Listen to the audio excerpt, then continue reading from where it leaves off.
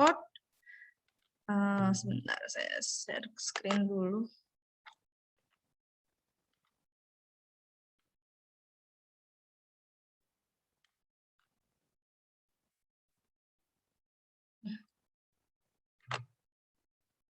Oke, sudah terlihat ya?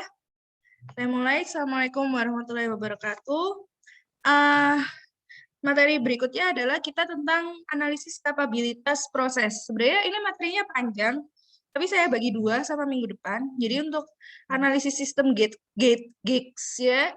ya, kita pelajari minggu depan.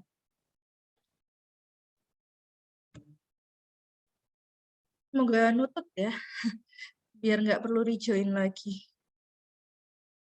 Kapabilitas proses adalah ukuran keseragaman proses dalam menghasilkan produk dengan karakteristik kualitas tertentu. Nah, kapabilitas proses sendiri merepresentasikan kinerja proses dalam kondisi statistical control, ditentukan oleh variabilitas random proses. Proses dalam kondisi statistical control itu artinya variasi hanya disebabkan oleh faktor random.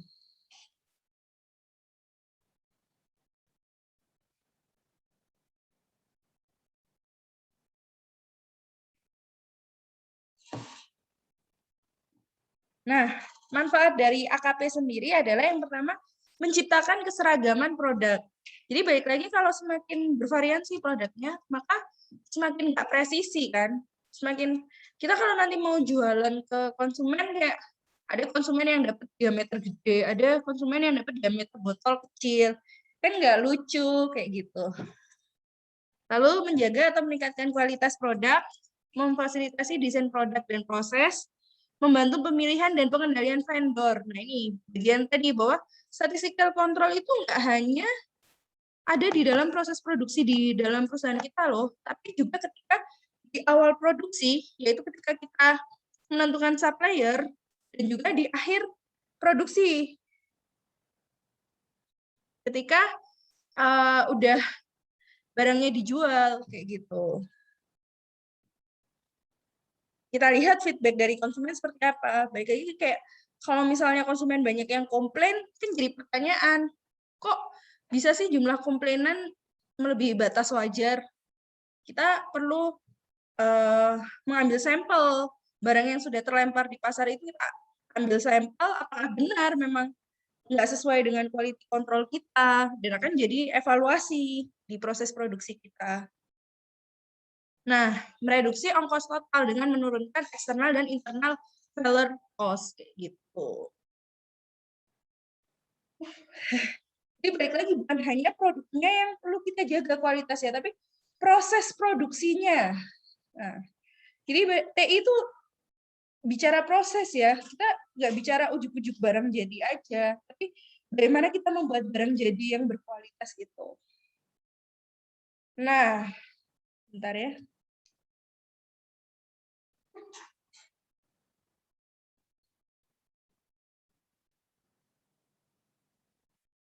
Ada namanya NTL atau Natural Tolerance Limit atau batas proses capability limits.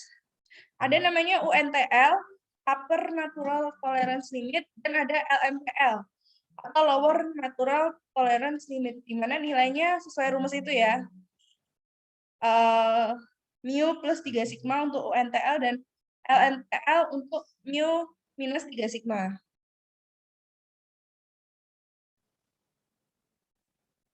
Dan kalau bisa gimana caranya, kenapa rumusnya seperti ini ya, agar lebih dari 99% produk kita itu ada di rentang UNTL, LNTL ini.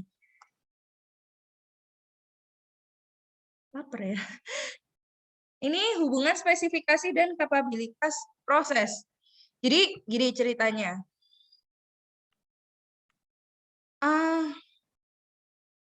Bentar.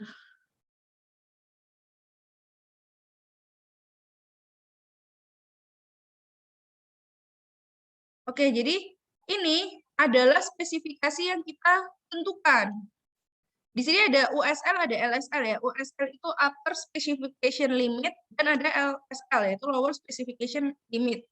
Nah, USL LSL ini adalah sesuatu yang kita tentukan ya. Nah, ini adalah kita harapannya itu spesifikasi kita itu ada di sini. Target kita itu ada di sini.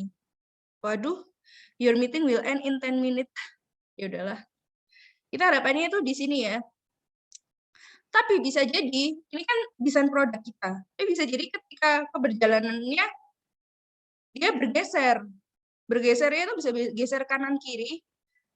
Tapi kalau dalam kasus satu itu, rentang proses masih lebih kecil daripada rentang spesifikasi. Jadi masih ada di dalam batas USL LSL ini. Rumus kapabilitas prosesnya adalah USL min LSL dibagi 6 sigma, dan nilainya harus lebih besar dari 1. Jadi, sekalipun dia bergeser kanan kiri, atau dia jadi melandai, atau meruncing dari target, itu masih dalam rentang ini. Kayak gitu. Ini adalah kondisi 1. Kondisi 2 adalah ketika tepat. USL LSL dibagi CP-nya tepat 1. Rentang proses sama dengan rentang spesifikasi.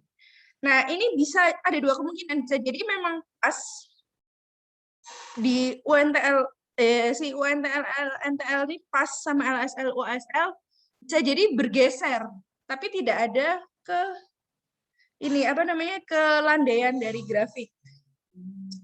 Ini yang bahaya ya, yang jadi pertanyaan yang akan apa ya akan meleset dari target dari desain kita, dari desain produk kita tuh jadi meleset kayak gitu. Ya jangan sampai kalian desainnya udah bagus, di desain produk, di perancangan produk kalian udah bagus, terus pas diaplikasikan ke sini, ke proses produksi, entah karena kesalahan supplier, atau kesalahan mesin, atau kesalahan operator, jadi bergeser-bergeser seperti ini, nggak sesuai dengan targetnya.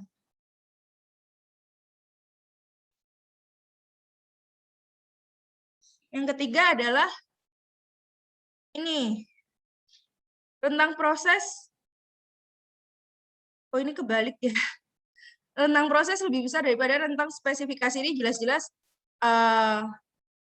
kualitasnya tidak memenuhi spesifikasi yang kita inginkan ya, baik dari supplier, dari proses produksi, atau mungkin dari operatornya yang menjalankan, salah menjalankan mesin atau gimana. Nah, ini pendekatan penanganannya, pertimbangan kemungkinan memperlebar rentang spesifikasi. Pertimbangan juga kemungkinan mereduksi variabilitas proses. Ya, mulai proses baru, penggunaan material yang lebih baik, penggunaan operator yang lebih terlatih, dan lain sebagainya. Menggeser rata-rata proses, dan perketat inspeksi. Ini pendekatan penanganannya ya. Dan setiap penanganan ini pasti ada resiko-resikonya, setiap kebijakan yang diambil ini.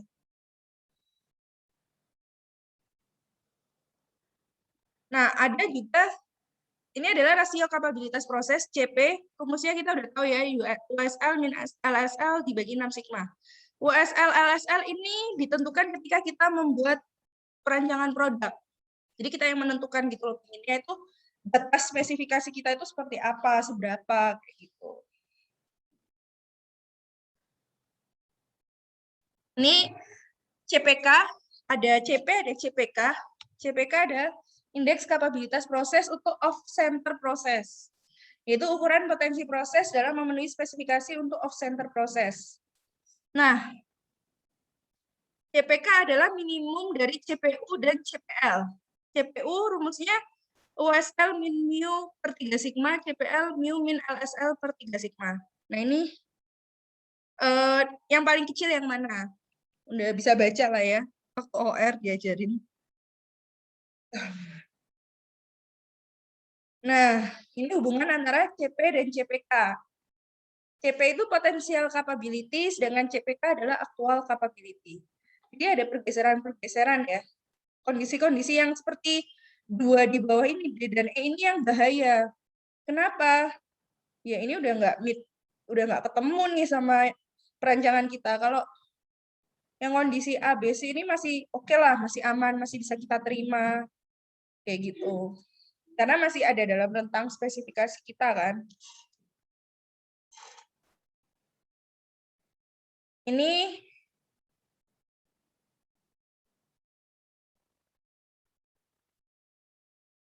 Ya.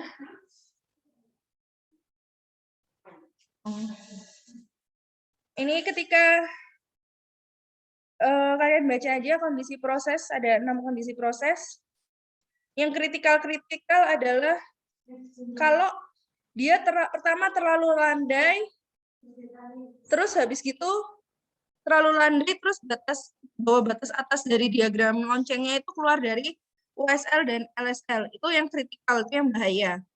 Lalu yang kedua itu ketika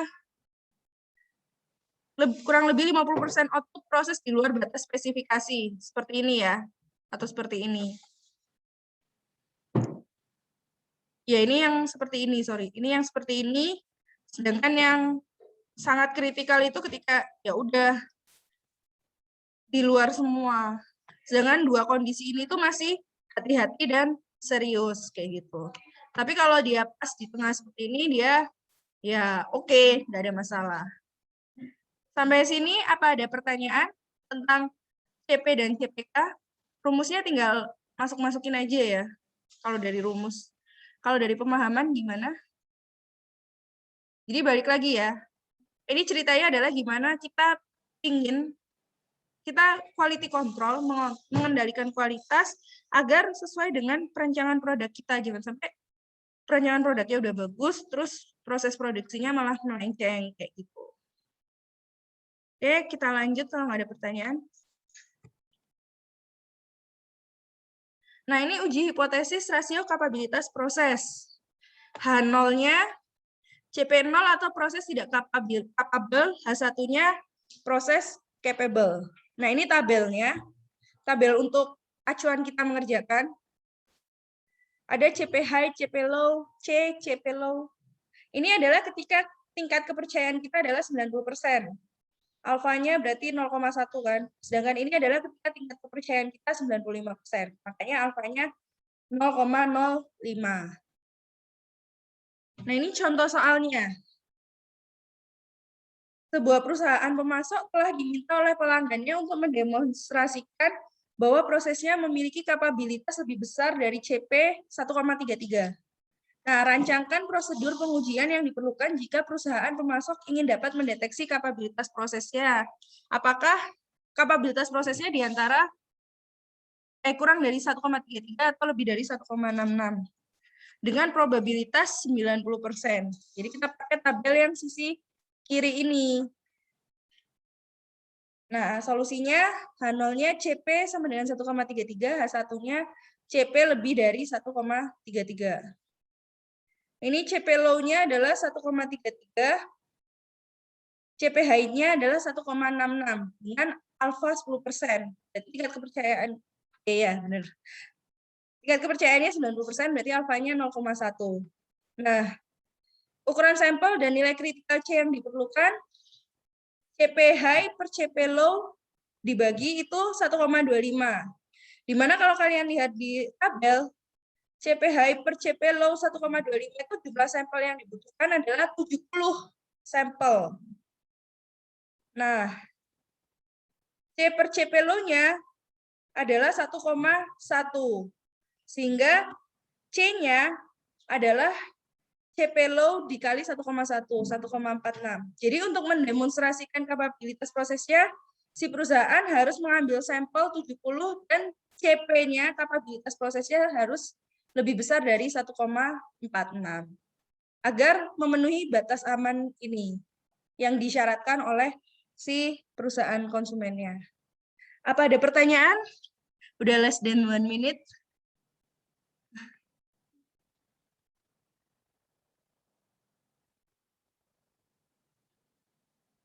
Mau jelasin berikutnya, tapi tanggung. Apa kita tunggu 1 minute habis ya? Baru yang sesi prosedur analisis kapabilitas proses.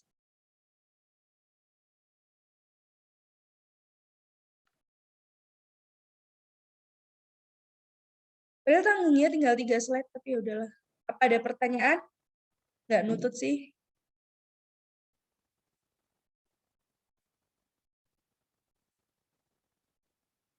Terkait cara uji hipotesis rasio kapabilitas proses,